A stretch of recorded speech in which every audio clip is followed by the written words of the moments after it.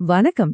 ServiceNow இன்டர்வியூல கேட்கப்படுற ஒரு ரொம்ப முக்கியமான கேள்விக்கு எப்படி சூப்பரா பதில் சொல்றதுன்னு பார்க்கலாமா? வாங்க, இந்த விளக்கத்தோட முடிவுல நீங்க இந்த கேள்விக்கு ரொம்ப நம்பிக்கையோட பதில் சொல்ல தயாரா இருப்பீங்க. சரி, இப்போ நீங்க இன்டர்வியூல இருக்கீங்கன்னு கற்பனை பண்ணிக்கோங்க. உங்க முன்னாடி இந்த கேள்வி வருது. இது ஒரு நேரடியான கேள்வி. ServiceNowல ஆக்சஸ் கண்ட்ரோல் உங்களுக்கு எந்த அளவுக்கு தெரியும்னு சோதிக்க தான் இந்த கேள்வியை கேக்குறாங்க. உங்க பதில் இப்படிதான் ஆரம்பிக்கணும். ரொம்ப ஸ்ட்ரெயிட்டா பாயிண்ட்க்கு வரணும். இது உங்க தன்னம்பிக்கையையும் தெளிவான அறிவையும் ஒரே வரியில காட்டிடும். ஒரு அருமையான முதல் இம்ப்ரெஷன். சரி, இந்த பயனர் அளவுகோல்கள், அதாவது யூசர் கிரைட்டீரியானா என்ன? சிம்பிளா சொல்லணும்னா, இதுதான் ServiceNowல ஆக்சஸ் கண்ட்ரோல் பண்றதுக்கான பெஸ்ட் பிராக்டிஸ். இதுல முக்கியமான விஷயம் என்னன்னா, இதுல கோடிங்கே கிடையாது.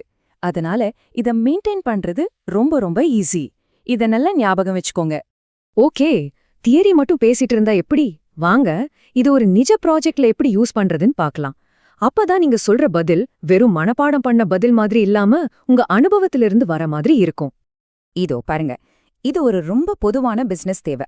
உங்க கிளையண்ட் உங்ககிட்ட வந்து, எங்க ஐடி டீம் மட்டும்தான் சேஞ்ச் ரிக்வெஸ்ட் உருவாக்கணும், மத்த எந்த யூசருக்கும் போர்ட்டல்ல இது தெரியவே கூடாதுன்னு சொல்றாங்க. இப்போ உங்க ServiceNow திறமைய காட்ட சரியான நேரம் இதுதான்.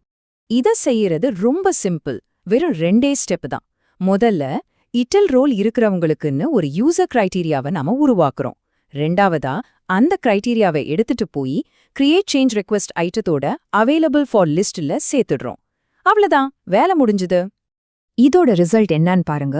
ரொம்ப தெளிவா இருக்கு. ஒரு ITIL யூசர் லாகின் பண்ணா அவங்களுக்கு கிரியேட் சேஞ்ச் ரிக்வெஸ்ட் ஆப்ஷன் தெரியும்.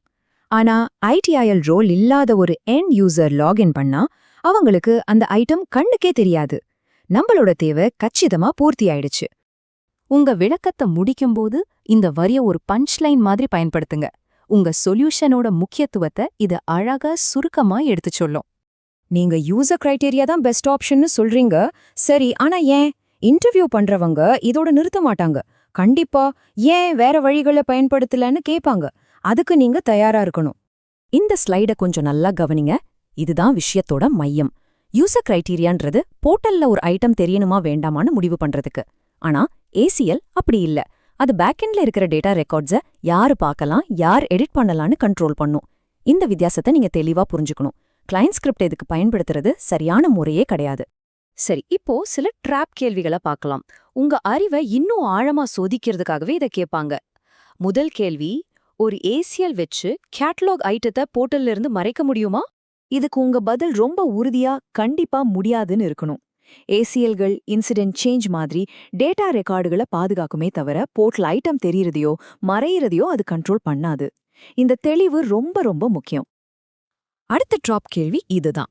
ஒரு யூசர் கொஞ்சம் ஸ்மார்ட்டா இருந்து போர்ட்டல்ல தேடாம யாரோ அனுப்புன URL வச்சு நேரடியா அந்த ஐட்டத்தை பார்க்க முயற்சி பண்ணா என்னாகும்? ரொம்ப பவர்ஃபுல். அதை ஏமாத்த முடியாது. ஒரு யூசர் நேரடி URL வச்சு வந்தாலும் சரி, அவங்களுக்கு அந்த ஐட்டத்தை பார்க்க அனுமதி இல்லனா ServiceNow அந்த பக்கத்தை காட்டவே காட்டாது. பாதுகாப்புல எந்த ஒரு ஓட்டியும் இருக்காது. இதுதான் நீங்க சொல்ல வேண்டிய பதில். மூணாவது கேள்வி, உங்க சொல்யூஷன் எந்த அளவுக்கு ஃப்ளெக்சிபிளா இருக்குன்னு சோதிக்கிறாங்க. வெறும் ரோல் குரூப் மட்டும் இல்லாம ஒரு யூசரோட லொகேஷன் அல்லது டிபார்ட்மெண்ட் வச்சு கண்ட்ரோல் பண்ண முடியுமான்னு கேட்பாங்க. இதுக்கு உங்க பதில் நிச்சயமா முடியும். யூசர் கிரைட்டீரியா வெறும் ரோல் குரூப்பை மட்டும் சார்ந்ததில்ல.